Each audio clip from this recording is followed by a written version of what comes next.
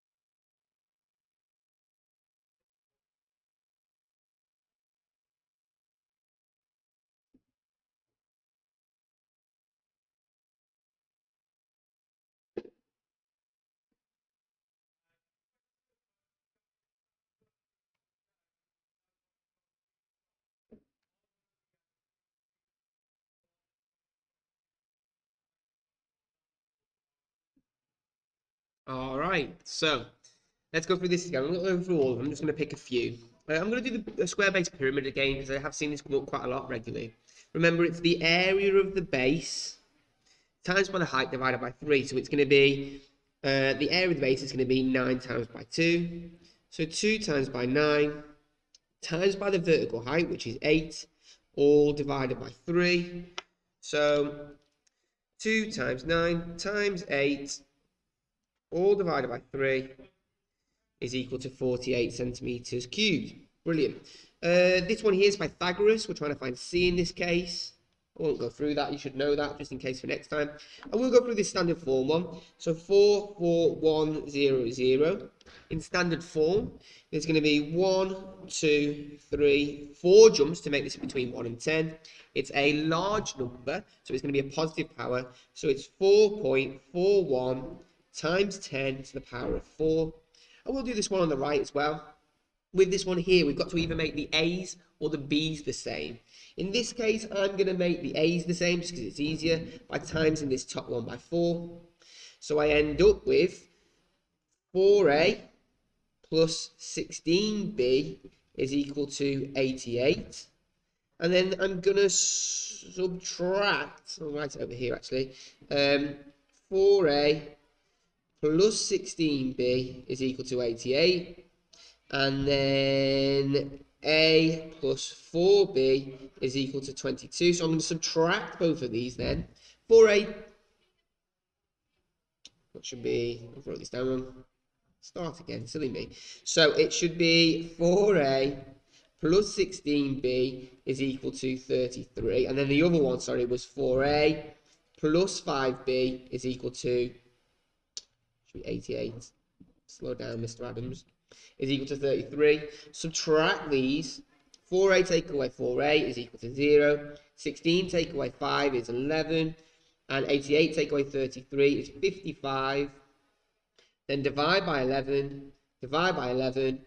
B is equal to 5. I still need to find out A by subbing that back in. I'm going to sub that back into this equation.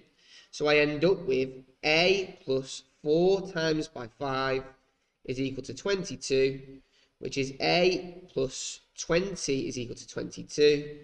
So A is equal to 2 and B is equal to 5. Brilliant. So let's just check those answers. There they are. Mark those in green for me. I'll give you a second to mark those in green.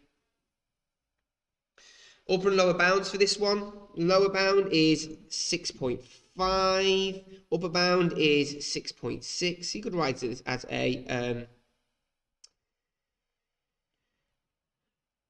a boundary if you wanted to. Remember, this is truncated, this one. We had a look at this last week, didn't we? Where it's truncated. All right, so let's move on and focus on what we're looking at today. So today we are looking at limits of accuracy, okay? So we're looking at things like upper and lower bounds, estimating. So the key part to this is this sentence here, which says, to find our error interval, we halve the accuracy, then add and subtract to the number we've got. Now, I thought I'd just take a second to talk about what the accuracy means. So if I'm rounding to 1 decimal place, this is going to be plus, this is going to be, 1 decimal place is 0.1. So it's going to be plus or minus 0.1 divided by 2. Okay, to the number that I've got. We'll talk about this in a second. To 2 decimal places, it's going to be 0.02. So 0.02, our accuracy is 0.01. So 0.01 divided by 2 plus or minus that. If I'm rounding to the nearest whole number, my accuracy is 1. So it's going to be plus or minus 1 divided by 2. If I am doing, these don't line up very well, do they? That should be going to there. If I'm doing 100 rounded to 1 significant figure, well, you need to think about where that first significant figure is. And in this case, my first significant figure is in the thousandths column. So it's going to be plus or minus 1,000 divided by 2. And if it was 1,000 rounded to 2 significant figures, well, my second significant figure in 1,000 is there, which is in the hundredths column. So it's going to be plus or minus 100 divided by 2. Now, our inequality always looks like this, where we've got 1.5 is less than or equal to. Now, this is the important part. This smaller one here needs to be equal to. The larger one is not equal to, because that would round up. Okay, so we halve the accuracy, then add and subtract. This is just our notes to get us started. Let's actually have a look at some of these. So write the error interval. I'm going to move my face down here. Write the error interval for 70 rounded to the nearest 10. Okay, so 70 rounded to the nearest 10. So my accuracy on this is this 10. So remember, going back to this, I halve the accuracy, then add and subtract. So in this one here, it's going to be 70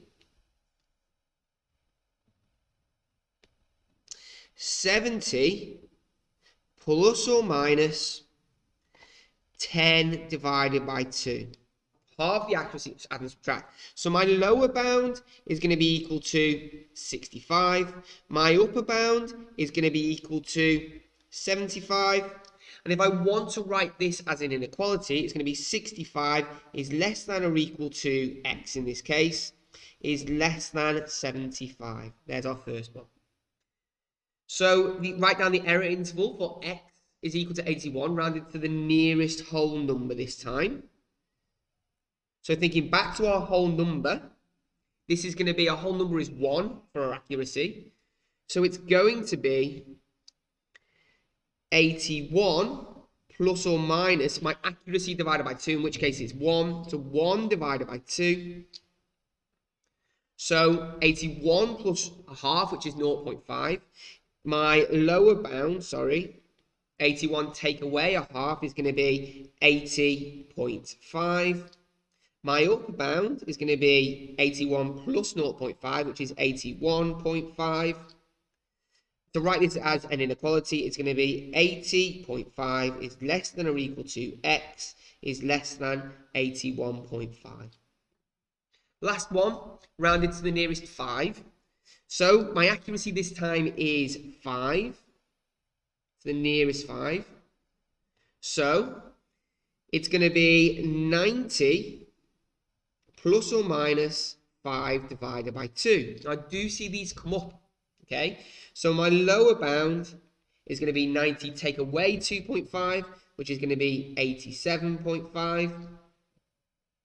And my upper bound is going to be 90 plus 2.5, which is 92.5.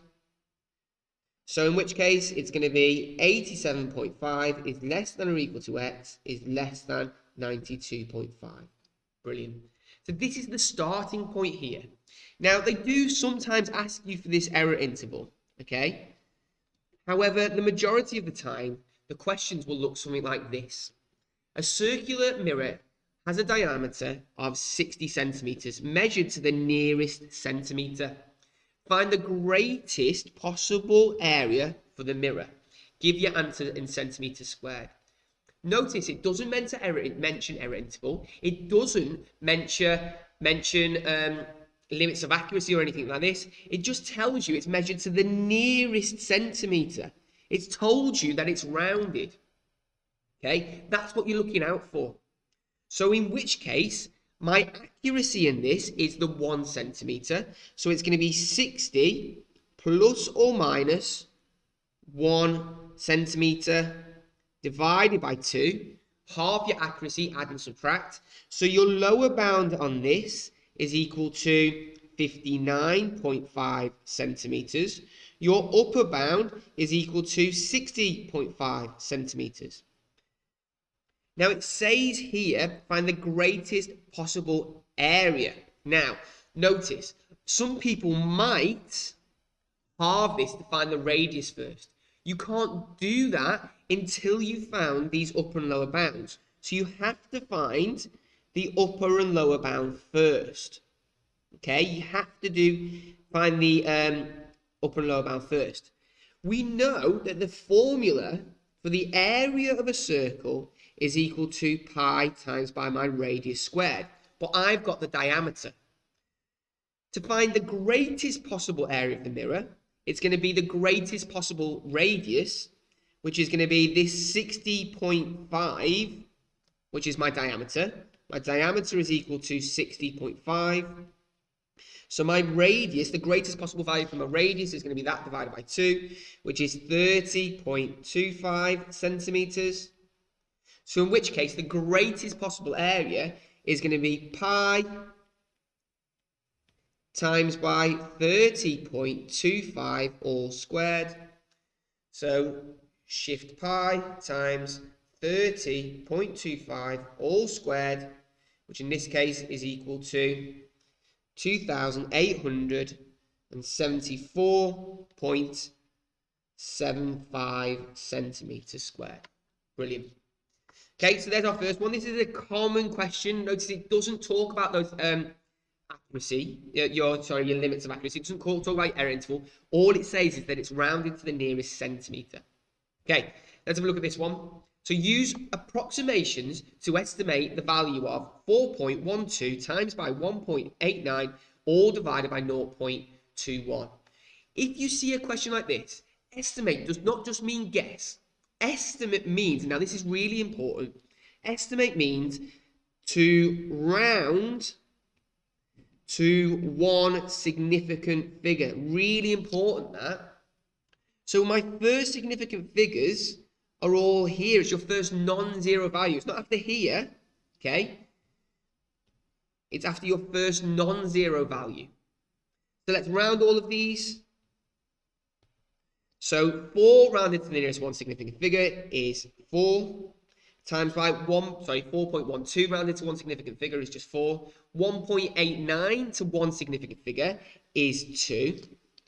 All divided by 0.21 to one significant figure, which is 0.2. Then I would multiply the top. So 4 times by 2, which is equal to 8. All divided by 0.2.